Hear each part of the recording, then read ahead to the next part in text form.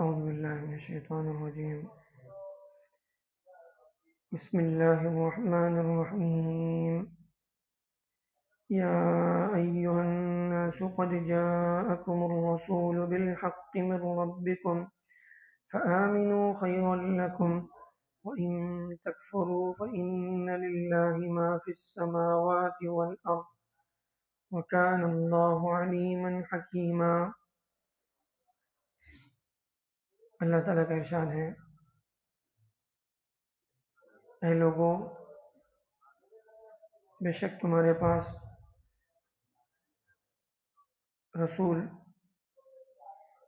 حق کے ساتھ آئے ہیں اپنے تمہارے پروردگار کی طرف سے، لہذا تم ایمان لے آؤ، یہ تمہارے لیے بہتر ہوگا۔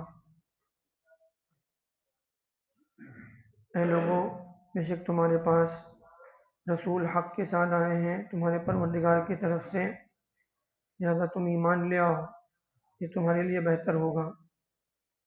یعنی اللہ کے نبی صلی اللہ علیہ وسلم جو کچھ لے کر آئے وہ اللہ کی طرف سے ہے اور وہ سب برحق ہے۔ قرآن مجید حق ہے، اللہ کے نبی صلی اللہ علیہ وسلم کا لایا ہوا دین حق ہے، اللہ کے نبی صلی اللہ علیہ وسلم کی تعلیمات حق ہیں، آخرت جو ہے وہ حق ہے، اللہ کے سامنے پیشی حق ہے، اور جو کچھ نبی نے بتایا وہ سب برحق ہے۔ اب اس کو حق مانے گا اور حقیقت کے ساتھ ایمان جو ہے، ایمان کو قبول کرے گا، ایمان کے تقاضوں پر جو چلے گا، تو اللہ کی طرف سے اس کے لیے وعدہ ہے کہ وہ کامیاب ہوگا، دنیا اور آخرت میں بھی کامیاب ہوگا۔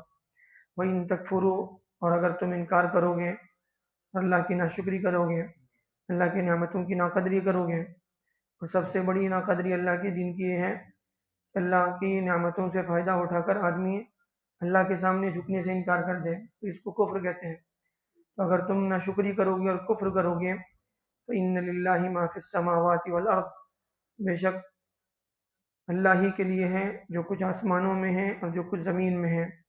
زمین کی ساری بادشاہت اللہ کی ہے اور آسمان کی ساری بادشاہت اللہ کی ہے۔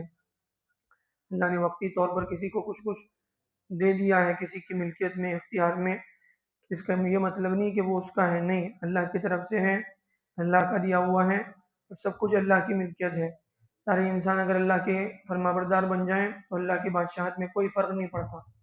سارے کے انسان جو ہے اللہ کے نافرمان بن جائیں، سب کے سب باغی ہو جائیں، تو اللہ کی بادشاہت میں کوئی کمی نہیں آتی۔ اللہ بے نیاز ہے۔